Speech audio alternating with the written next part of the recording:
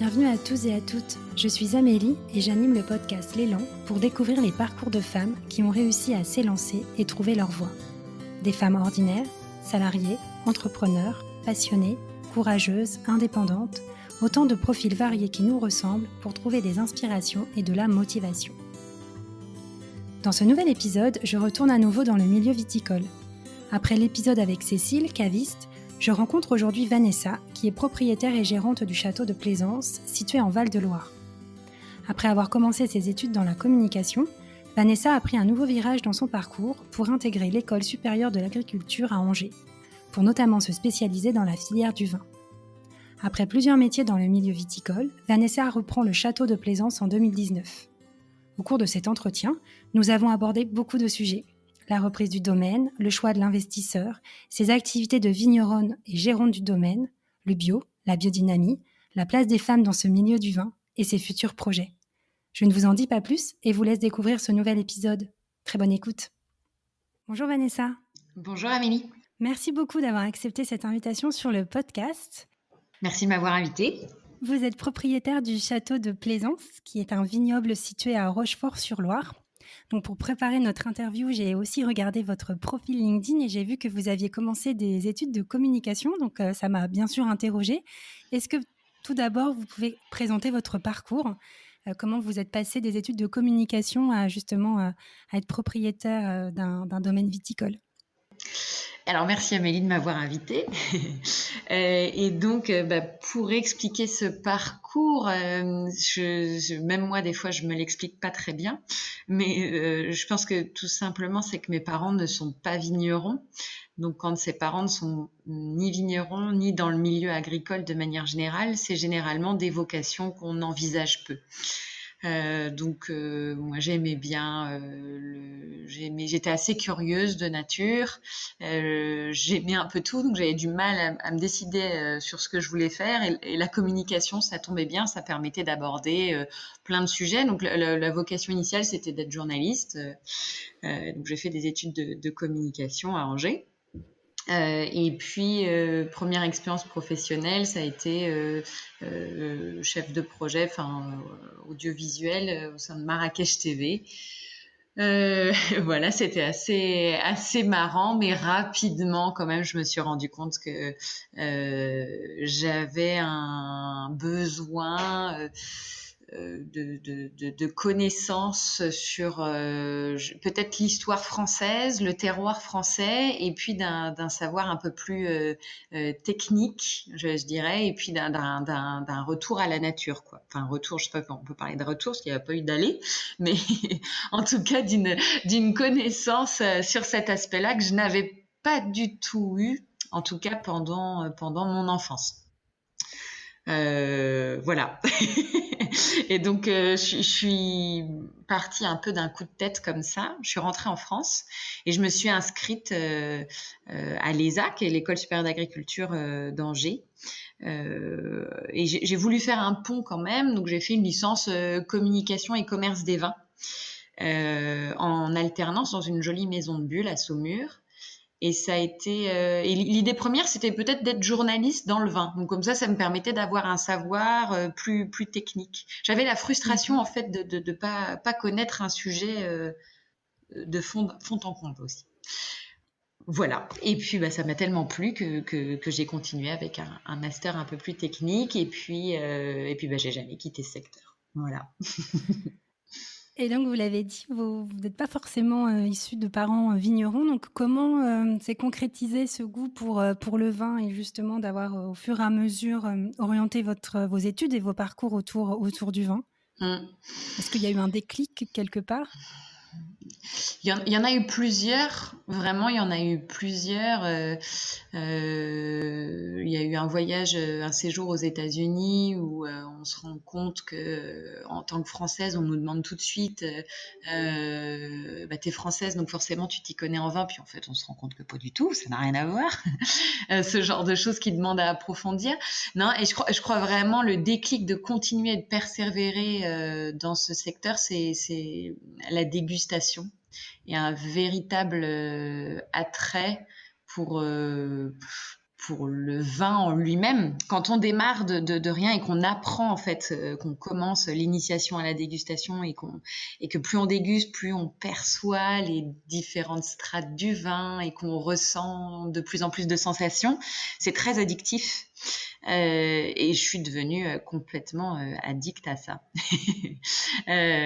Donc c'est justement en essayant de comprendre pourquoi ce vin-là pourrait avoir telle spécificité, pourquoi est-ce que je ressens plus de minéralité dans ce vin, pourquoi est-ce que il y a plus de tanins dans celui-là, forcément on va vers la technique.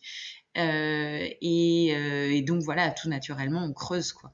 Et puis après on va dans le détail du détail et puis on finit vigneronne. Mais c'était pas si logique que ça à la base. On va dire que à la base c'était journaliste du vin et puis après je me suis dit la technique c'est quand même intéressant. Donc j'ai été maître de chai dans un domaine en Anjou où ça s'est pas forcément très très bien terminé parce que le domaine est tombé en liquidation judiciaire en fait. Et donc je me suis dit pour éviter ça, on va travailler dans le commerce du vin. et puis après avoir travaillé dans le commerce du vin, je me suis dit que ça serait bien d'avoir des notions de gestion d'entreprise viticole. Donc j'ai travaillé dans le conseil en gestion. Et puis après, il y a une logique qui est que non, ce que j'aime vraiment, c'est le vin, c'est savoir le faire et pouvoir le faire. Et c'est comme ça après qu'est revenu le projet de devenir vigneronne. En 2019, vous reprenez le domaine de Plaisance, qui est donc situé en Val-de-Loire. C'est ça. Donc là, comme vous disiez, c'est donc un nouveau métier. Vous êtes passée donc de salariée à associée gérante. J'imagine avec la supervision du domaine, certainement d'une équipe. Donc comment s'est manifestée cette idée? Quelles ont été les étapes du cheminement pour prendre justement de telles responsabilités et un tel virage? Pareil, je crois que c'est un cheminement parce que j'ai un parcours, comme je viens de l'expliquer, un peu 360 dans le vin. J'avais été voir à peu près la gestion, le commerce, un peu la communication, la technique, et puis beaucoup de dégustations, beaucoup de visites. Et puis je suis revenue à mon idée de base qui était quand même d'être vigneronne. Sauf qu'il y a des réalités, par contre, qui font que s'installer, c'est le terme qu'on utilise en agriculture quand on reprend un domaine, quand on commence une activité agricole, on dit qu'on s'installe. La réalité de l'installation viticole ou agricole est beaucoup plus complexe parce que les investissements nécessaires à une installation sont quand même très lourds. En tout cas, pour la vision du vin que j'en ai. Et donc ça a été un cheminement. Il y a eu de nombreuses études de dossiers sur comment est-ce que je peux concrétiser ce projet-là. L'idée de s'installer seule, qui est financièrement faisable sur 3-4 hectares, me convenait pas personnellement. Et donc, le cheminement, ça a été de définir mon entreprise idéale, en fait. Donc, d'écrire vraiment qu'est-ce que je souhaiterais vraiment.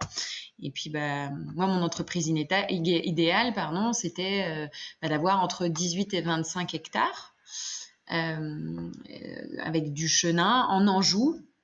Donc Anjou, Vallée de la Loire, sur un potentiel à beau terroir, en bio, idéalement. Et puis avoir un moyen de le financer, parce que personnellement, je ne pouvais pas financer ça.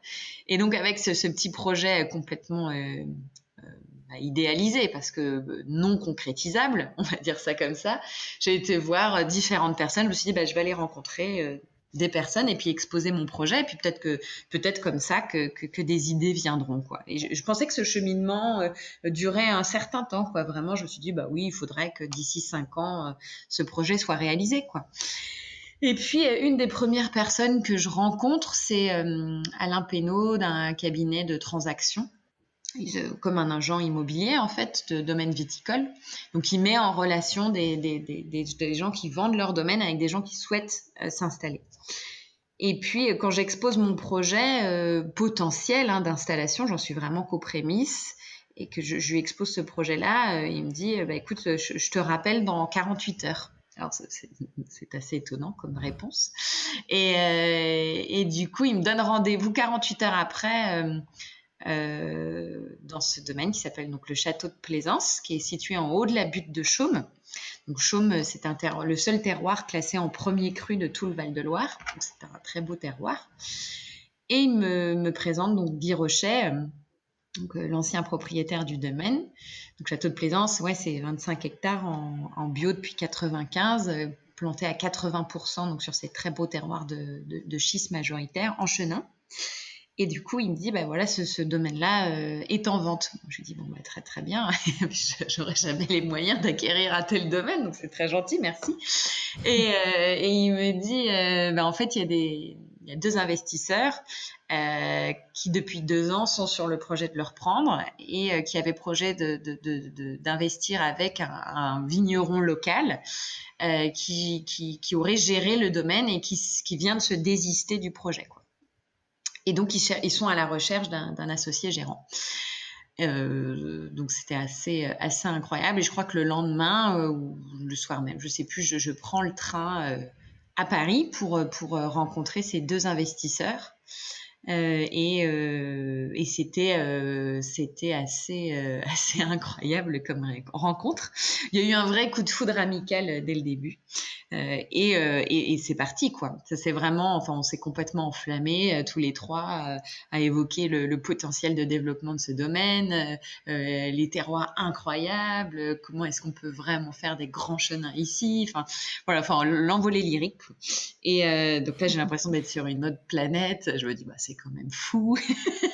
Comment ça peut arriver si vite comme ça, etc. Voilà. Et la vie a fait que très rapidement ce projet s'est arrêté. Tristement, en fait, un des investisseurs là en question a perdu quelqu'un de très proche dans sa famille et ça n'a pas pu se faire. Il y a eu un désengagement de leur part. Et ça a été très très dur psychologiquement parce que c'était comme d'enlever un jouet à un enfant subitement comme ça. Moi j'étais complètement partie, je me voyais commencer ce projet, c'était tout tout était démarré et ça s'arrête brutalement, c'était très compliqué. Et donc j'ai cherché à comment financer en fait ce projet-là, quoi. Donc ça a été assez rapide de mettre en tête de reprendre le Château de Plaisance, quoi. Ça a été celui-là, en fait. Ça s'est fait comme ça. Et puis donc après, je me suis mis à la recherche d'autres potentiels investisseurs associés pour pouvoir reprendre ce domaine. Et donc, cette idée de reprendre, de s'installer, comme vous veniez de le dire, quand est-ce qu'elle s'est vraiment concrétisée dans votre parcours? Parce que vous l'avez dit, c'est un peu un parcours à 360 que vous avez eu. Est-ce que dès le départ, lorsque vous êtes sortie de l'école supérieure d'agriculture, vous aviez cette ambition en tête ou c'est venu progressivement? Quand est-ce qu'exactement l'idée s'est... Quand j'étais maître de chai au château de la Genaiserie, j'étais persuadée que... Alors, déjà, j'ai un tempérament entrepreneurial. J'ai toujours aimé la gestion de projet. Je savais que la finalité, c'était ça. Mais quand j'ai mis les mains un petit peu dans la technique, je me suis vraiment dit, mais c'est ça, c'est ce que je veux faire. Je veux avoir un domaine. D'accord. Et puis après, la particularité là, de cette liquidation judiciaire où je me suis dit, attends, il faut quand même que tu ailles bosser d'autres aspects pour pas que ça t'arrive, a fait que je me suis toujours mis dans un coin de ma tête que c'était le projet final. Je l'avais toujours dans un coin de la tête, mais le parcours a fait que je me suis un peu éloignée de ce but. Et je crois que quand on s'éloigne, entre guillemets, de son but ou de ses rêves, faut le dire, ça fait peut-être un peu étrange d'utiliser ces mots-là, mais c'est vrai, quand on s'éloigne un peu de son but ou de ses rêves, on les oublie. Et je crois qu'à un moment, je les ai oubliés. J'ai abandonné ce projet, alors on se donne des fausses excuses, c'est-à-dire qu'on se dit c'est pas possible, je vais pas y arriver, quand même, j'en suis pas capable, c'est trop dur. En fait, on se met tout un tas de barrières qui fait qu'à un moment, j'ai oublié ce projet. Ou en tout cas, je l'ai éloigné du carcan du possible. Et puis, quand j'ai décidé de prendre un peu de recul sur justement ce que j'avais envie de faire, ça a été quelque chose qui m'a vraiment animée, quoi. Fallait que je, fallait que je réfléchisse concrètement là maintenant à ce que je voulais faire par la suite. Et j'ai remis ça sur la table en disant non mais en fait c'est toi qui te dis que c'est pas possible et maintenant essaye de trouver comment c'est possible, ça a changé complètement la perspective en fait. Et du coup j'ai enclenché cette faisabilité, on va dire ça comme ça. Et quand on voit, on regarde le champ des possibles différemment, on se rend compte qu'en fait tout est possible et puis qu'on peut soulever des montagnes. Et en l'occurrence, ce mot parle de lui-même, cette phrase en tout cas parle de lui-même, puisque quand quand j'ai rencontré les premiers investisseurs et que voilà ça a capoté, et que je me suis mise à la recherche d'autres investisseurs, etc. En fait, j'ai appris en même temps que j'étais enceinte. D'accord. Et là vraiment, on soulève des montagnes, même malgré ces obstacles-là, c'est que c'était décidé, c'était enclenché et on y va, quoi. Voilà. Et parce que tout à l'heure, vous avez entamé des démarches, vous avez rencontré alors je ne sais plus exactement son titre, mais une personne qui du coup fait la relation entre justement des personnes qui souhaitent vendre leur domaine et d'autres qui veulent reprendre. Quand vous avez entamé cette démarche-là, c'était il y a combien de temps ? Ça, c'était, alors je suis toujours un peu nulle avec les dates, c'était fin d'année 2018.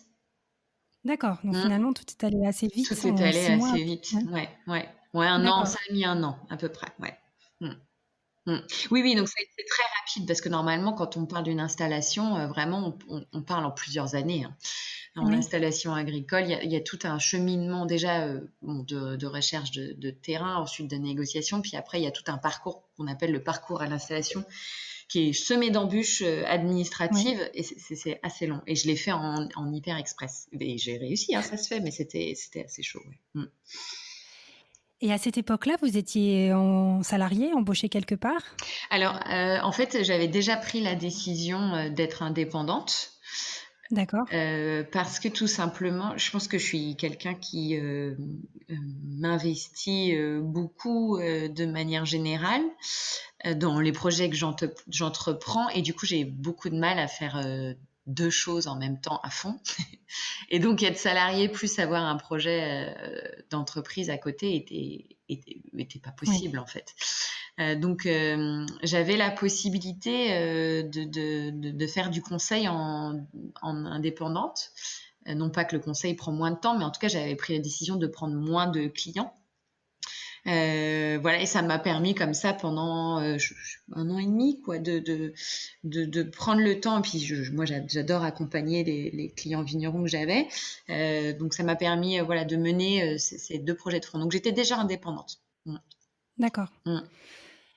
Et ensuite, donc, il y a eu effectivement ce désengagement avec les 2 premiers investisseurs, et donc vous avez parlé de recherche de financement, de retrouver un investisseur. Donc comment vous vous êtes là, comment vous êtes arrivé justement à trouver ce nouvel investisseur ? Mais en fait, j'ai été rencontrer pas mal de personnes. C'est un monde quand même assez à part, hein, le monde de l'investisseur. Moi, Oui. c'est quelque chose que je connaissais pas plus que ça. Donc, pas du tout accoutumée à ce genre d'environnement, on va dire. En tout cas, c'est pas un environnement que j'avais dans mon cercle privé. C'est ça que je veux dire. Mmh. Donc, il a fallu aller chercher les ressources ailleurs. Donc, ça veut dire rencontrer. Je pense notamment au papa d'une amie qui est multi-entrepreneur et qui a toujours été, enfin, que j'ai apprécié beaucoup aller voir, qui m'a donné des super conseils. Voilà, j'ai quelques comme ça, parents d'amis, en fait, qui ont été des super leviers, des super supports, des super soutiens, en fait, dans mon projet, qui m'ont permis de rencontrer différentes personnes, en fait. Et puis le cabinet de transaction aussi qui m'a fait rencontrer, parce que eux, en fait, ils sont un super intermédiaire. Ils sont au contact de personnes qui souhaitent investir dans le milieu viticole. Donc, c'est comme ça que j'ai pu rencontrer différents potentiels associés, jusqu'à rencontrer mon associé actuel, Emmanuel, parce parce qu'il y a eu certaines personnes que j'ai rencontrées qui étaient intéressées, mais où ça n'a pas fonctionné. Parce qu'une association, c'est bien dans le mot, on s'associe, il faut que ça fonctionne. Et donc, ça n'a pas toujours été évident, ça n'a pas toujours fonctionné. J'ai dû dire stop. Voilà, à certains moments, avec des personnes où j'ai senti que ça n'aurait pas pu fonctionner. Et voilà, jusqu'à Emmanuel, où là, très rapidement, même si c'est un cheminement, voilà, l'association, c'est pareil, il faut poser toutes les questions, il faut aller dans le fond pour être sûr qu'on se trompe pas. Donc, c'est pareil, c'est un chemin assez semé d'embûches, mais voilà, avec Emmanuel, on a su faire ce chemin ensemble jusqu'au bout, et pour que ça puisse aboutir. Voilà. Et c'est un associé, oui, qui n'a pas de rôle opérationnel. Du coup, je suis bien la seule gérante de l'entreprise. Par contre, bien évidemment, on parle ensemble de toute la vision de l'entreprise, et d'un point de vue économique, on se fixe ensemble les objectifs, etc. Mais par contre, je suis bien la seule gérante, quoi. Et donc, une fois que vous avez trouvé donc Emmanuel, votre associé, jusqu'à ce fameux septembre 2019, ensuite, alors même si j'imagine vous l'avez dit, il y a beaucoup d'étapes pour pouvoir reprendre un tel domaine, mais globalement, quelles ont été les principales étapes ?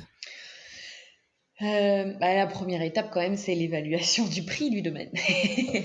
Ça reste le rachat d'une entreprise. Donc là, il faut s'assurer qu'on paye le bon prix. Donc, analyser sous tous les angles le matériel, les pieds de vigne, il faut les compter, le nombre de manquants, évaluer les manquants. C'est donc, en fait, au sein d'une parcelle, on est à peu près à 5000 pieds à l'hectare. Et puis, des fois, il y a des trous, en fait. Donc, ce sont des cèpes qui sont morts de maladie ou autres, ou de vieillesse, et qui n'ont pas été remplacés. Donc, c'est d'évaluer un petit peu quel va être le coût de replantation de ces manquants-là, par exemple. Que c'est la première étape. Voilà, vraiment, c'est s'assurer que l'on paye le juste prix. Donc, c'est une négociation avec les anciens propriétaires. Après, c'est s'assurer que c'est le bon endroit, du potentiel du terroir. Donc là, c'est plus l'analyse sol, sous-sol, climatologique et autres. Se renseigner un peu auprès de différentes personnes. Et puis après, ça a été vraiment toute l'étape d'association, donc avec mon partenaire. Il y a plein d'étapes qu'il faut aborder ensemble. Donc, à quelle hauteur on s'associe, comment, qu'est-ce qui se passe si on se sépare, si lui s'en va, si moi je m'en vais, s'il m'arrive quoi que ce soit, s'il lui arrive quoi que ce soit. Enfin, voilà, aborder tous les sujets comme ça. Qui sont des sujets durs, mais qu'il faut pouvoir aborder, justement. L'objectif de l'association, c'est d'aborder tous les points qui fâchent. Alors, c'est pas que ça, mais quand même, en fait, si on veut que l'association dure dans le temps, il faut aborder tous ces points. Donc, c'est dur, et en plus, bon, même si j'ai tenu jusqu'au bout de ma grossesse, parce que j'étais, comme je disais, enceinte jusqu'au bout de ce point-là, je pense que j'ai eu une grossesse extrêmement facile. J'ai été dans les vignes tout le long, à marcher, à très peu dormir. Je crois que je dormais 4-5 heures pendant tout le temps de la reprise, que c'est assez intense. Donc, j'ai eu aucun problème à mener ça de front, mais il y a eu quand même des fois où les émotions étaient un petit peu en cascade. Et alors, je sais pas si c'est la grossesse ou le projet, mais voilà, il y a eu des moments, j'ai eu le souvenir d'un où voilà, ça monte un peu, quoi. Mais ça, c'est fait, donc aujourd'hui, j'en rigole. Mais non, faut aborder en effet tous les aspects potentiels, quoi. Ouais. Évaluer tous les scénarios. Et donc, notamment sur la partie association, vous étiez accompagné d'un avocat ou d'un expert justement sur ces différentes questions ? Ah oui, complètement. Parce que je lui fais un petit bonjour de mon ami Jacques Desplaines, qui est un juriste et ancien collègue, qui m'a accompagné vraiment d'une manière admirable tout du long de cette reprise. Et vraiment, j'aurais pas pu rêver mieux. Parce qu'il y a en effet les points juridico-légaux, on va dire, et puis après on attend aussi des conseils avisés. On met quand même, c'est on est à nu en fait dans l'association, et là je me suis lancée corps et âme dans ce projet, et c'est vrai que des fois c'est très difficile de savoir est-ce que je me fais avoir? Est-ce que c'est bien? Est-ce que c'est pas bien? C'est vraiment des critères tout nouveaux, ce schéma d'installation-là que j'ai choisi. Donc, c'est très difficile de savoir, en fait, si...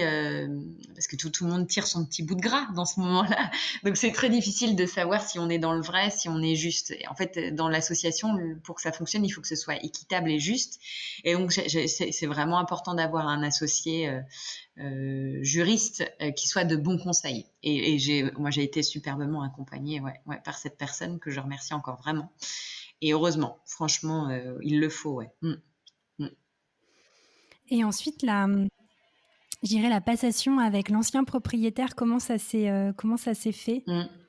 Eh ben, très bien, parce que ça s'est fait en bonne intelligence des deux côtés. Alors eux, ils ont 3 filles, donc c'est Patricia et Guy Rocher, ils ont 3 filles qui ne souhaitaient pas du tout travailler dans ce secteur-là.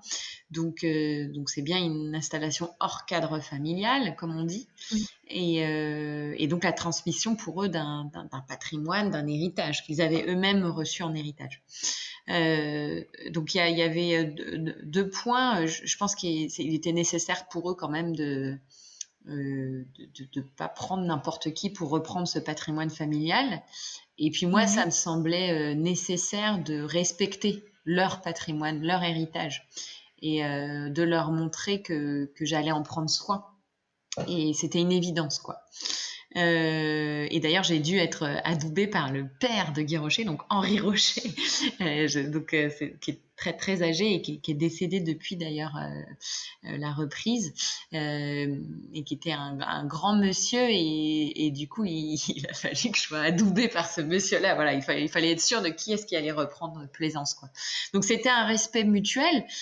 Encore une fois, ça reste une reprise, et donc il y a forcément des moments plus douloureux que d'autres, des négociations un peu plus intenses, c'est normal, ça fait partie du jeu entre guillemets, mais je pense qu'il y a un respect mutuel en fait, même si on n'est pas d'accord sur tout, et notamment la gestion du domaine ou autre, on a vraiment des visions parfois différentes, mais il y a un respect mutuel qui fait qu'on peut ne pas être d'accord, mais voilà, ça va aller.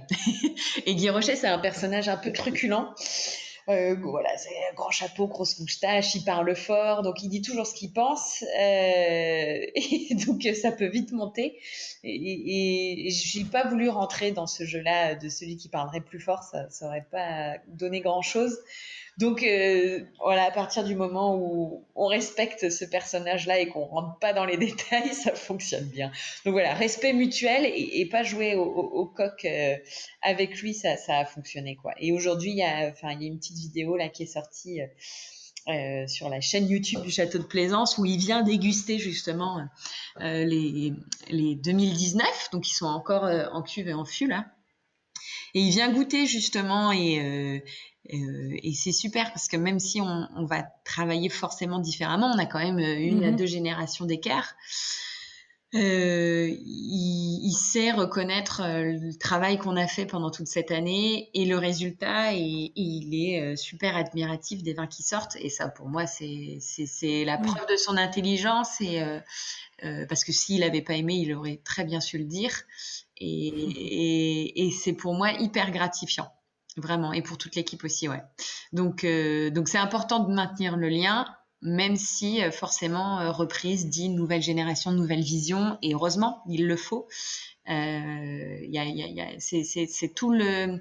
C'est une recette, la magie de la reprise, la réussite d'une reprise d'une entreprise aussi particulière qu'un domaine viticole, c'est réussir à conserver les bons ingrédients d'avant, tout en apportant les nouveaux nécessaires. Et je dis pas que j'y arriverai, mais il faut réussir. Pour moi, c'est important d'avoir ce lien-là entre ce qui a été fait avant et puis apporter du nouveau, parce que c'est nécessaire. Une question un petit peu plus opérationnelle sur votre rôle de gérante. Pour en savoir un petit peu plus, est-ce que vous pouvez décrire un petit peu les principales missions que vous avez justement en tant que gérante du domaine ? C'est catastrophique, il y en a partout. Il y en a partout? Non, alors c'est justement le métier de vigneronne et gérante, c'est mon titre juridique, mais avant tout, je suis vigneronne. Mmh. Il est extrêmement complexe puisqu'on touche à tous les aspects. Il y a une partie technique qui est nécessaire, c'est-à-dire faire du vin. Et quel type de vin je souhaite faire. Et donc ça demande la gestion, la partie viticulture, donc des vignes, jusqu'à la vinification, mise en bouteille, etc. Donc c'est la partie technique. Ensuite, il y a la partie commerce, où est-ce que je vends les vins, comment je les vends, la partie gestion, la partie management. J'ai quand même 6 salariés plus des saisonniers. Et puis la communication qui est nécessaire. Enfin, voilà, donc en fait c'est un métier extrêmement riche et complexe. Et la première difficulté de ce métier-là, elle est en effet de gérer ses priorités, ce que j'ai beaucoup Oui. de mal actuellement. Et c'est très dur parce que gérer ses priorités, ça veut aussi dire abandonner certaines missions. En tout cas, ne pas les gérer comme on souhaite. Donc ça fait, enfin voilà, les différentes casquettes sont là. Et heureusement, j'ai des super collaborateurs au sein du domaine qui managent ces 4 piliers qui sont la technique, le commerce, la communication, la gestion, quoi. Et donc, Et ces 6 salariés, juste pour excusez-moi, je vous coupe, ils mm, étaient aussi avant, avec l'ancien, propriétaire ou vous les avez embauchés, après la reprise? alors, il y a 2 salariés qui sont, je dis 6, mais c'est 5, pardon. J'ai 2 salariés qui étaient déjà là avant la reprise, en fait. Et puis, quand je suis arrivée, il y a eu des départs en retraite qu'il a fallu remplacer. Et donc les 2 salariés repris, c'est Jean-Pierre qui est dans les vignes et Patricia qui s'occupe de tout ce qui est aspect logistique et étiquetage, habillage. Et donc, il a fallu remplacer un chef de culture qui est parti et une assistante administrative et commerciale, qui sont deux pôles extrêmement importants. Donc, la gestion vraiment technique de la viticulture et puis tout l'aspect administratif et assistant commercial. Il faut savoir que la viticulture est extrêmement fournie en obligations administratives. Donc il faut être très pointure sur cet aspect-là, donc avoir une personne de confiance, quoi. Donc voilà, aujourd'hui mon équipe elle est complète. On a accueilli en plus un apprenti, Charlélie. Et donc c'est Guillaume qui m'épaule sur toute la partie technique, qui est un ami d'école à la base, avec qui ça se passe admirablement bien. Et puis Constance qui est arrivée pour la partie administrative, voilà. D'accord. Et en plus, on accueille des saisonniers. Bah là, voilà, jusqu'à vendredi Oui. dernier, on avait 10 personnes pour toute la partie, 10 personnes en plus pour la partie palissage et bourgeonnage. Donc voilà, c'est 2 périodes, avril-mai, et puis les vendanges où on a en plus quelques saisonniers et puis pendant la taille également. Ouais. Et donc, en quoi consiste mon rôle? Eh ben, c'est assez complexe à définir en fait, puisque en effet, il faut pouvoir superviser l'ensemble de ces pôles-là. Je pense que le plus important là, depuis le début de cette reprise, ça a été vraiment de mettre en marche la vision de l'entreprise. Ça ne veut pas dire grand-chose ce que je viens de dire là, mais on va dire que j'ai une vision très précise, voilà, qui est mon idéal d'entreprise. Mmh. Donc de là où je veux aller, mon but, mon objectif, des vins que je souhaite faire, et voilà. Et maintenant, c'est d'écrire comment on y arrive. Et dans la description de comment on y arrive, et ben voilà, j'ai défini un itinéraire. Alors un itinéraire technique, commercial et de communication et autres. Et aujourd'hui, voilà, c'est de mettre en route tout ça. Alors, c'est pas très concret ce que je dis. J'essaye de définir. Bah, le matin, généralement, je fais un point avec Guillaume, par exemple, sur l'aspect technique. D'accord. Donc, où est-ce qu'on en est dans l'avancée en viti, on va dire là, on va dire ça comme ça. Donc, où est-ce qu'on en est dans telle parcelle, combien de saisonniers restent encore, ça va être sur ces points-là. Des fois, là, par exemple, on a pour objectif de construire un chai d'ici 4 ans, un nouveau chai. Ça, c'est l'endroit où on vinifie. Donc, on va souvent partager nos points. On est dans la rédaction du cahier des charges de ce bâtiment-là, qu'on se donne 4 ans pour construire. Donc, on va aborder certains aspects de ce bâtiment-là. On peut aborder plein d'aspects, la future mise bouteille, la commande des matières sèches ou autres. Voilà, par exemple, matières sèches, c'est les bouteilles, les bouchons. Voilà, là, je suis en ce moment dans la création des toutes nouvelles étiquettes habillage. Donc là, faut que j'écrive, par exemple, les textes des contre-étiquettes actuellement. Là, voilà. Actuellement, après notre entretien, c'est ce qu'il faut que je fasse, que je me pose enfin pour écrire les contre-étiquettes et que je valide avec les graphistes les dernières créations.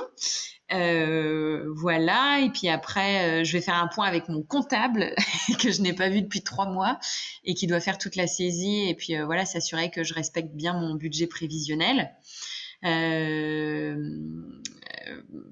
enfin ça touche vraiment à tous les aspects, quoi. Et puis après, il faut que je relance les différents contacts des salons que j'ai rencontrés en février pour les informer que la mise bouteille aura lieu fin août. Voilà, puis là actuellement je fais un podcast avec vous. Voilà, je sais pas si ça définit. Non, c'est très flou. C'est multicasquette. C'est multicasquette, ouais. Et je pense que c'est toute la difficulté, c'est pas de se perdre. Et pour ça, je pense que la bonne réponse est d'avoir les bons collaborateurs, parce qu'on peut pas être partout. Oui. Et donc, s'assurer que la ligne directrice que j'ai écrite, vraiment, tant sur le plan communication commerciale et technique, et que je sois toujours dedans, que je suive toujours mon chemin initial, quoi, qui est semé d'embûches, évidemment, et qui est jamais comme on l'a écrit, mais par contre, la réalité, elle est que l'essentiel, il est quand même de m'assurer que les vins soient toujours ce qu'ils doivent être, au niveau qu'ils doivent être, donc qu'ils respectent toujours ce que je souhaite qu'ils soient, et puis et que ils rencontrent les clients qu'ils doivent rencontrer. En gros, c'est ça, majoritairement. Et justement sur l'aspect commercial, puisque donc là on vient de le dire à plusieurs reprises, donc il y a une reprise justement avec les clients qui avaient déjà, de l'ancien propriétaire. Comment ça s'est passé aussi, cette transition, pour peut-être rétablir une relation de confiance? Comment ça s'est fait sur ce point-là? Du coup, j'ai vraiment mis un point d'honneur à informer les clients et à les rassurer sur la reprise, parce qu'il y a un vrai attachement. En fait, dans un domaine viticole, c'est pas comme l'industrie. Je veux dire, les clients, on les récupère pas comme ça, parce qu'ils sont attachés à la personne. Et pour cela, j'ai vraiment mis un point d'honneur à les informer, à les rassurer. Donc c'est vrai que j'ai écrit à tous les clients du domaine historique, sous ces 6000, un fichier contact de plus de 6000 clients à peu près, vraiment pour expliquer. Guy Rochet a également écrit un mot sur comme quoi il était fier de cette passation, de cette transition, et qu'il était serein quant à la reprise. Donc vraiment rassurer, on va dire, dans un premier temps, et puis expliquer ce que je vais faire. Et les rassurer, il y a un point qui était important, c'était les rassurer sur l'aspect bio et biodynamique, très, très important pour les clients, et je comprends, et pour moi aussi. Donc voilà, donc ça a été le premier aspect. Et l'objectif est vraiment de tout faire pour conserver évidemment ces fidèles clients de Guy. Mais forcément, on en perdra. Enfin, forcément, je sais pas, je vais tout faire pour, mais il y aura forcément peut-être des gens qui seront moins satisfaits, je sais pas, ou qui étaient vraiment attachés à Guy, et voilà, je sais pas. En tout cas, on fait tout pour les rassurer. D'accord. Et ensuite, passer de ce statut salarié à celui d'entrepreneur, comme on disait, avec plusieurs casquettes. Est-ce que ça a été une transition qui a été facile pour vous? Comment ça s'est passé? C'est quelque chose que j'ai toujours eu envie. Je savais que c'était vraiment quelque chose que je souhaitais. Est-ce que ça a été... En fait, je pense que je découvre chaque jour ce que c'est, c'est quand même. Donc, il y a ses hauts, il y a ses bas, il y a des moments vraiment de vrai bonheur. intense. Et puis, il y a eu des moments durs. Oui. Je pense notamment à un échec de recrutement dès le début. Ça arrive. J'ai fait une erreur de recrutement, voilà, ça ne convenait pas. Et voilà, et ça a été assez dur. Par exemple, voilà, il y a des moments comme ça où des moments où on se rend compte qu'on n'est pas aussi performant qu'on souhaiterait l'être aussi, par exemple. Mais globalement, c'est quand même assez épanouissant, ouais. C'est quand même assez épanouissant. Mais c'est pas facile tous les jours, non, c'est sûr. Et notamment quand on a une petite fille de 8 mois. Ouais, franchement, ça, j'avoue, c'est sport. C'est pas facile Oui, toujours. j'imagine. Enfin, Mm. j'essaye d'imaginer. Ouais, non, ça, c'est sport quand même. Et alors, vous l'avez dit, donc c'est un domaine qui est en bio et en biodynamie. Quand vous avez parlé du coup de l'ambition que vous aviez de reprendre un domaine, un des critères que vous aviez cité, c'était de reprendre un domaine dans le bio. Mm. Est-ce que c'était ça c'était une vraie conviction, c'est un vrai choix de vie Oui. comment ça s'est fait? Pourquoi un domaine en bio? Ouais, en fait, dès le début de mes études, alors c'était il y a plus de 10 ans, le bio, on considérait encore que c'était une mode, quoi. Ouais. Au sein de mes études, ça a été à peine abordé et la majorité des étudiants qui étaient là, fils de vignerons, étaient, enfin, voilà, pas du tout convaincus par ça et c'était encore la tendance, quoi. Alors qu'aujourd'hui, on sait très bien que c'est plus du tout une tendance, quoi. On parle plus de tendance pour le bio. Et donc, dès le début de mes études, c'est quelque chose quand même qui m'a tout de suite clairement attirée. Ma première visite, ça a été la visite chez Thierry Germain, domaine des Roches-Neuves, qui est un vigneron en biodynamie assez réputé de notre secteur à Saumur. Et tout de suite, je me suis dit, c'est une évidence. Et ça se ressentait tant dans la dégustation des vins que par la logique. Enfin, pour moi, c'était tout de suite, ça a toujours été une évidence, quoi. Et j'ai toujours eu un D'accord. attrait dès le début pour ça. Et alors, 10 ans après, c'était, enfin oui, le mot, c'est l'évidence, c'est-à-dire je me voyais pas travailler en conventionnel, c'était impensable. Et par contre, trouver un domaine en bio, là, c'était plus pour la facilité, on va dire, clairement, parce que la phase de transition. C'est-à-dire de passer du conventionnel à l'agriculture biologique. Bon, il y a la phase de la certification qui dure 3 ans, mais il y a surtout une phase de transition. Voilà, qui en fait, si vous voulez, en agriculture bio, en viticulture, en conventionnel, on va utiliser des désherbants chimiques. Et en agriculture biologique, on va travailler comment on explique, travailler l'herbe, enlever l'herbe mécaniquement. Donc, quand on peut pas à la main, à la pioche, et sinon on mécanise, c'est-à-dire qu'on utilise des outils attelés au tracteur qui permettent en fait de gratter l'herbe entre les ceps. Et en fait, cette action-là, quand ça a été désherbé chimiquement pendant des années, fait que forcément, en fait, ces outils enlèvent des ceps, en fait. Donc, il y a des pieds qui meurent, tout simplement parce que les outils arrachent les ceps. Donc, le temps de maîtrise de ça est très long et on perd... enfin, c'est compliqué, c'est complexe. C'est complexe et puis, en fait, on n'a pas la rentabilité économique non plus, alors qu'on en a les coûts. Donc voilà, c'était pour s'éviter cette étape-là de transition, sachant que c'était l'idéal, mais je savais que c'était compliqué à trouver parce qu'il n'y en a pas beaucoup aujourd'hui des domaines en vente en bio.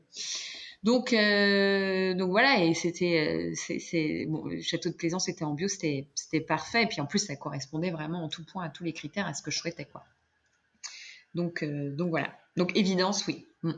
Et quelles sont justement, je dirais, les contraintes, entre guillemets, supplémentaires d'être en bio, justement?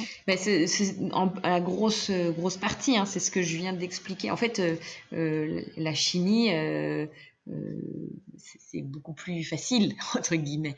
On a des insectes, on met des insecticides, on a de l'herbe, on met des désherbants. Enfin voilà, c'est un problème, une solution via un produit rajouté. Je fais très schématiquement, mais c'est ça. L'agriculture biologique demande à raisonner différemment, donc sans utiliser ces molécules chimiques de synthèse issues de pesticides. Donc c'est plus de complications forcément. Ça demande de plus de main-d'œuvre, ça demande à s'équiper d'outils qui sont assez coûteux, ça demande d'accepter de baisser ses rendements, en fait, puisqu'on n'a pas, on a Oui. plus d'herbes et on n'utilise pas des engrais multiples et variés qui nous permettent d'avoir une productivité plus importante et donc des rendements plus forts. Donc, on a une baisse naturelle de rendement qui fait que forcément, la rentabilité de l'entreprise est plus faible. Donc voilà, et puis la main-d'œuvre, je ne sais plus si je l'ai dit, qui est forcément plus importante puisqu'on remplace ces produits par des étapes qui sont faites forcément grâce à la main, à l'homme.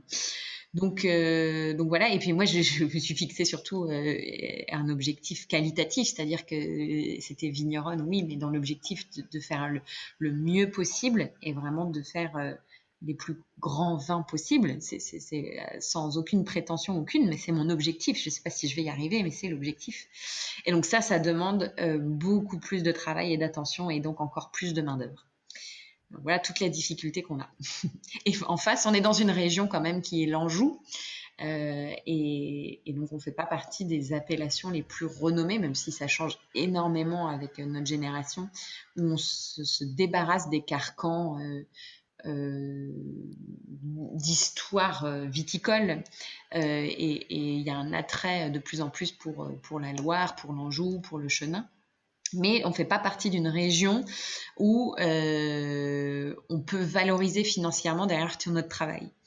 C'est-à-dire qu'on ne vend pas nos vins au prix de Grand Bourgogne, par exemple, ou de Champagne ou de Grand Bordeaux. Et donc, alors que le travail et le coût de production est exactement le même, voire plus. Donc, voilà, c'est souvent la remarque qu'on nous fait, qu'on peut nous faire, c'est dis donc, c'est cher pour de l'Anjou.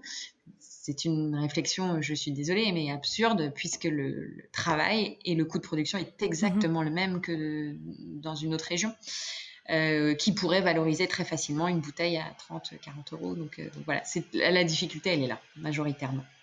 Mais j'y crois parce que je suis persuadée du potentiel de cet endroit, de ce terroir. Je suis très chauvine et je brave les difficultés et je me dis qu'un jour, on saura reconnaître que ici, c'est un grand terroir et il y a un potentiel de vin magnifique. Et vous avez aussi cité biodynamie. Alors déjà, est-ce que vous pouvez réexpliquer un peu la différence entre le bio et la biodynamie? Alors, l'agriculture biologique, comme je l'expliquais tout à l'heure, c'est vraiment l'interdiction d'utiliser des molécules chimiques de synthèse issues de pesticides, donc tout ce qui est produits phytosanitaires, insecticides, désherbants chimiques, glyphosate, par exemple, pour le plus connu. Voilà, ça c'est vraiment l'objectif de l'agriculture biologique, comme j'expliquais. Et l'agriculture biodynamique, en plus de ces notions-là liées à la viticulture biologique, donc quand on est en biodynamie, on est forcément en agriculture biologique. L'idée, de la biodynamie, c'est de dynamiser la vigne en l'aidant à résister par elle-même aux différentes attaques qu'elle peut avoir, comme les maladies, les insectes ou les virus. Là, actuellement, par exemple, on est une année assez favorable au mildiou, donc un champignon entre autres, qui peut attaquer les feuilles, mais surtout après les grappes, et donc qui ne nous permet pas de faire du vin derrière. Donc voilà, c'est un gros problème. Donc voilà, on va aider à dynamiser la vigne en l'aidant à résister par elle-même à ces différentes attaques grâce à des produits naturels utilisés à des doses homéopathiques telles que l'ortie, la prêle, donc voilà, ou des préparats à base de bousses de corne. Donc c'est un peu le principe de l'homéopathie. Et puis le deuxième élément important, c'est qu'on va positionner les différentes interventions nécessaires à la vigne. En tout cas, on essaye, parce que malheureusement, des fois, il y a des contraintes qui font qu'on ne peut pas toujours, mais on le fait au mieux, positionnant ces différentes interventions en fonction du calendrier lunaire. Alors souvent c'est là où on passe pour des huluberlus, mais moi je donne à chaque fois cet exemple assez flagrant qui est le phénomène des marées. Le phénomène des marées, on le sait, est complètement lié aux différentes phases de la Lune, et on peut voir l'attraction qu'a la Lune sur l'eau eh ben, faut s'imaginer que c'est exactement la même chose avec la vigne et la sève qui va monter et descendre. Donc, pour moi, le respect du calendrier lunaire, c'est pas du tout une hérésie ou quelque chose qui est voilà, fantaisiste, mais c'est d'essayer de le comprendre, de l'appréhender. Voilà. On peut dire que c'est les deux éléments principaux de la biodynamie. Je pense surtout ce qui fédère autour de la biodynamie, c'est un véritable respect du vivant et la volonté de faire des vins de grande qualité. Et puis un dernier point de la biodynamie, c'est quand même quand on est, alors là je parle plus en termes de cahier des charges pour les consommateurs. Donc moi je suis certifiée Déméter, mais il y en a d'autres. D'accord. C'est la certitude qu'il n'y a pas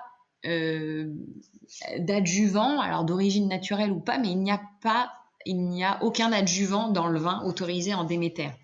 Je voulais rentrer dans les détails techniques, mais dans le cahier des charges bio, et je ne veux pas tirer une balle dans le cahier des charges bio, c'est pas ça que je veux dire, il y en a qui travaillent en bio qui n'utilisent pas toutes ces adjuvants, mais il y a une liste d'adjuvants d'origine naturelle, attention, il ne faut pas faire d'amalgame, mais qui permettent d'améliorer le vin. Donc par exemple, on peut utiliser des acidifiants et des désacidifiants. On peut utiliser des copeaux qui permettent des petits copeaux de bois, c'est naturel, mais ça permet de donner un aspect boisé. Bon, voilà, ce sont tout un tas d'armada. C'est des épices qu'on vient rajouter au vin.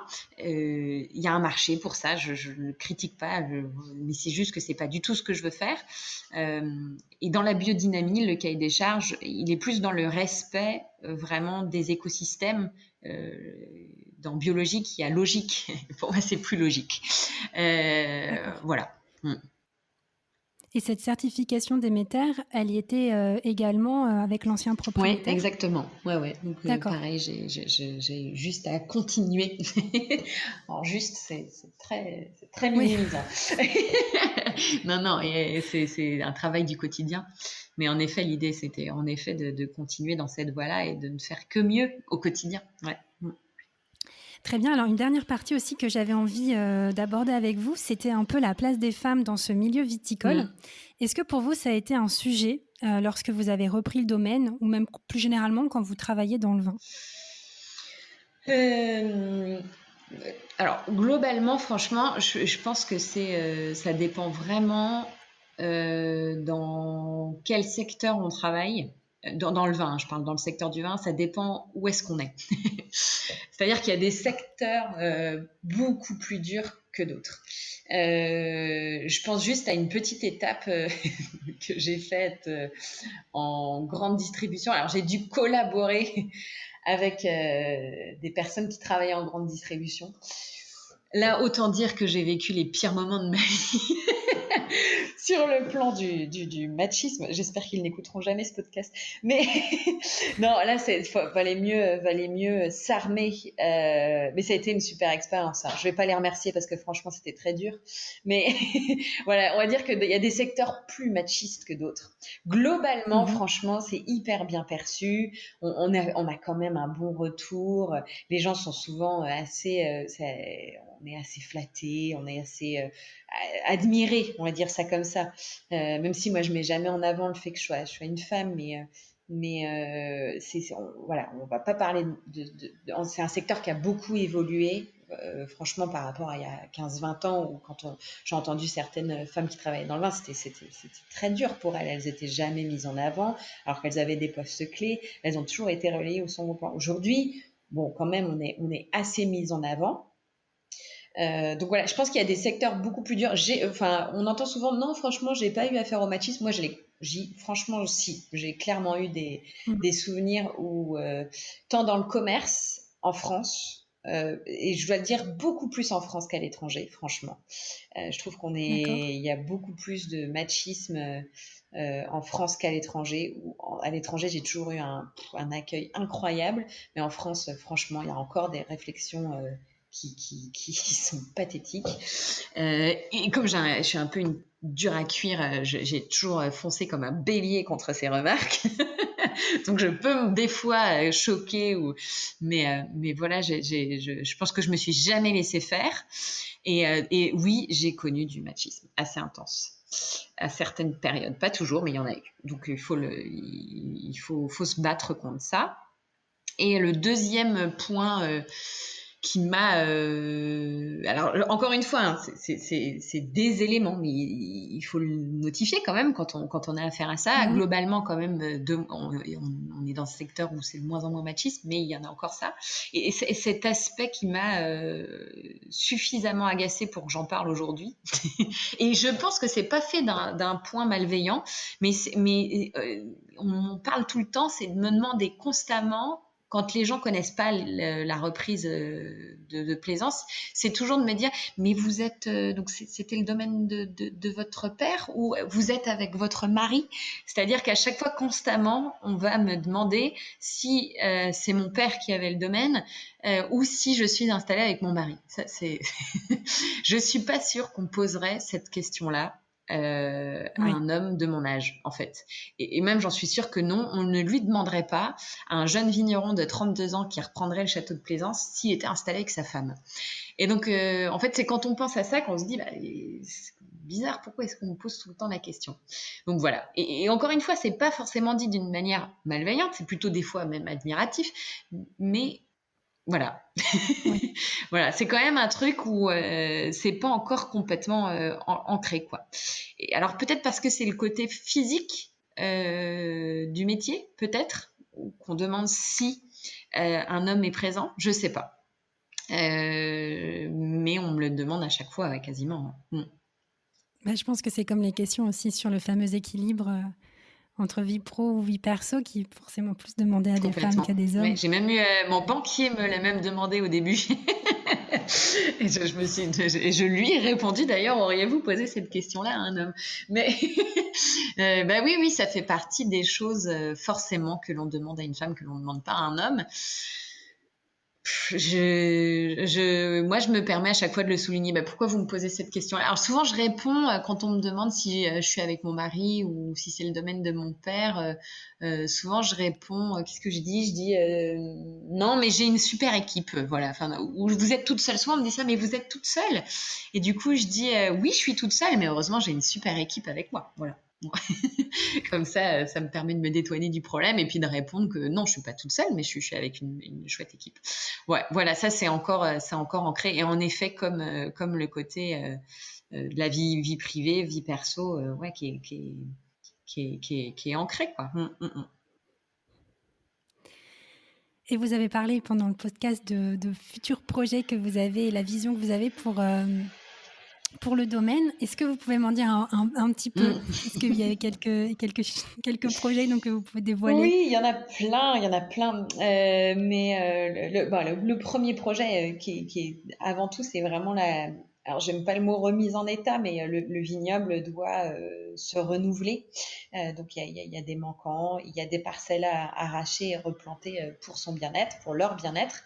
Donc, ça, c'est vraiment le projet qui va durer 8 ans parce que c'est très chronophage et ça demande beaucoup de travail. Ça, c'est le premier point, puisqu'on ne fait pas de bon vin sans bon raisin, et pour ça, il faut avoir des belles vignes. Donc, c'est la base de la Mmh. base. Le deuxième projet, alors, à la base, c'était aussi d'avoir une super équipe, et ça, aujourd'hui, je l'ai. Et encore une fois, je les remercie parce que tout ce projet-là n'est pas faisable sans une équipe au top. Et aujourd'hui, j'ai vraiment une super équipe sur laquelle je peux m'appuyer. Donc avant les vignes, c'était l'équipe quand même. Et voilà, après le deuxième projet, ça va être, comme je l'ai dit tout à l'heure, la construction de ce nouveau chai. Alors l'idée n'étant pas de faire un bâtiment malgré que j'adore l'architecture et le design, c'est pas du tout ça. C'est pas l'idée d'avoir un bâtiment qui permette de mettre en valeur le prestige, mais c'est vraiment pour des raisons techniques en fait. On a des besoins de refaire un bâtiment.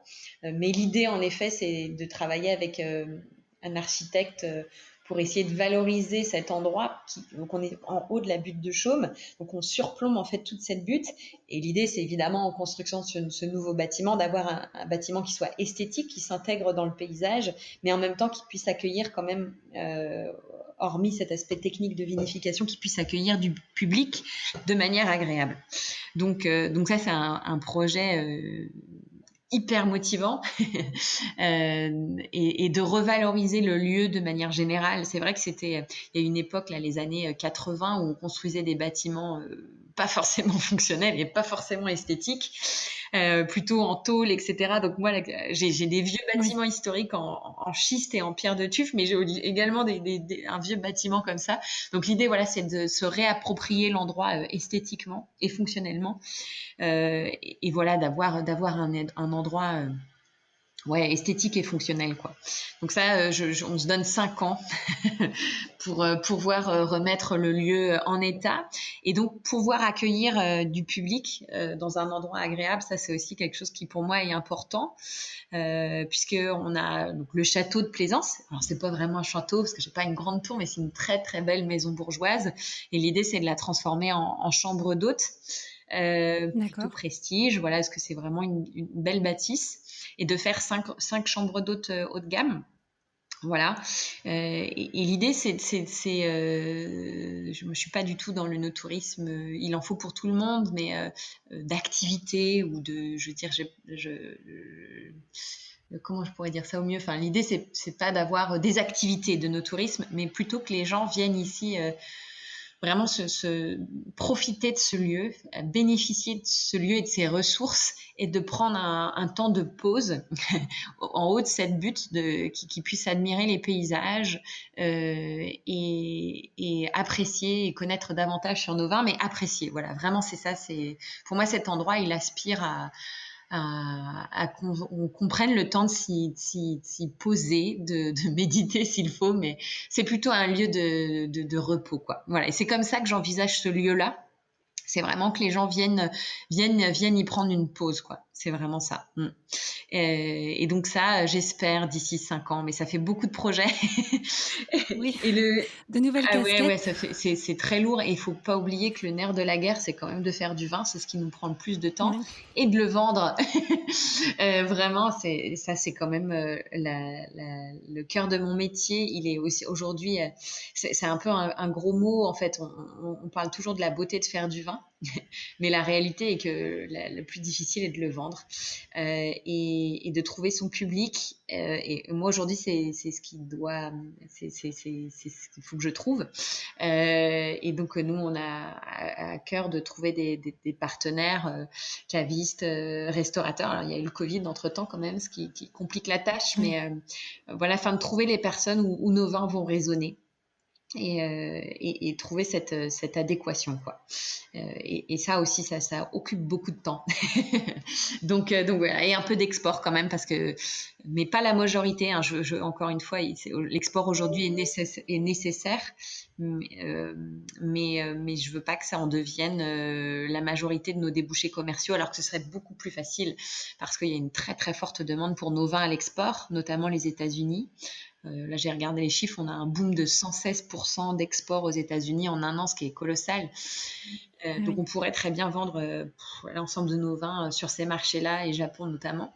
Mais c'est pas ce que je veux dans biologique. Je l'ai dit tout à l'heure, il y a logique, et pour moi, la logique, elle passe aussi par le local. Et ça passe par beaucoup de temps, pour démarcher nos restaurateurs, nos cavistes, et puis accueillir au domaine aussi. C'est important moi, j'ai Constance qui fait ça admirablement bien au domaine, et je le fais dès que je peux, mais c'est important de prendre le temps de recevoir les gens au domaine, et de garder un pied ancré en local.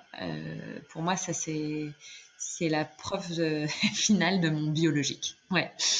Et ça prend beaucoup de temps. Et du coup, vous organisez des ateliers de dégustation, enfin pour les particuliers, par exemple, il est possible qu'on puisse venir vous voir. Alors en fait, il n'y a même pas besoin d'organiser, c'est-à-dire que le domaine est ouvert toute la semaine, et le samedi sur rendez-vous. D'accord. Donc le mieux, c'est d'appeler pour prendre rendez-vous, pour être sûr qu'on puisse prendre toutes les dispositions pour recevoir dans les meilleures conditions. Mais donc voilà, c'est juste un petit coup de fil, et on reçoit pour une dégustation. Donc aucun problème, vous êtes les bienvenus. Et j'ai une dernière question pour clôturer notre conversation, parce qu'on a parlé de beaucoup de choses pendant cet épisode, mais pour une personne qui aime souhaiterait se lancer, justement, quels sont les conseils que vous pourriez lui donner? Je pense vraiment que c'est ce que j'ai dit au début. Moi, il y a une phrase d'une personne qui a été assez déclencheur dans mon cerveau. Ça a été vraiment de se dire que tout est possible. Et qu'il faut s'enlever cette phrase, ce n'est pas possible. Moi, je crois que je me l'étais un peu ancrée. Et que le jour où j'ai enlevé cette barrière-là et que je me suis dit, bah si, maintenant, dis-toi que c'est possible, bah tout l'est. Et que quand on veut, on peut. Cette phrase, elle fonctionne toujours. et que on est le seul maître de son destin. Ça aussi, je pense que voilà, quand on voit ouais, quand on a quelque chose en tête et qu'on se donne les moyens, c'est vraiment possible d'y arriver. Et qu'il faut s'enlever nos barrières, les barrières de femmes, les barrières de formation, les barrières physiques. Il faut croire en soi et s'enlever ces barrières et se dire que c'est possible. Ouais. Parce que regardez, c'est possible. Bah, Voilà. ce sont de belles phrases de fin pour clôturer l'épisode. Un grand merci en tout cas, Vanessa, pour votre temps d'aujourd'hui. Merci Amélie. Et pour votre passion, ça s'est senti là pendant l'épisode. Merci beaucoup. Merci beaucoup. Et au plaisir de vous recevoir au domaine. Merci, au revoir. Merci d'avoir écouté ce nouvel épisode. J'espère que vous l'avez trouvé inspirant et que vous en avez appris davantage. Pour en savoir plus sur le château de Plaisance, vous pouvez consulter leur site internet www.chateaudeplaisance.com et suivre leur compte Instagram @chateaudeplaisance tout attaché. Vous retrouverez toutes ces informations dans les notes de l'épisode, disponibles sur le site du podcast, l'élan.lepodcast.fr, et n'hésitez pas à suivre l'élan sur Instagram @l.elan.podcast. Encore merci d'avoir écouté ce nouvel épisode. Si vous avez apprécié, n'hésitez pas à noter, à partager et à commenter. À bientôt.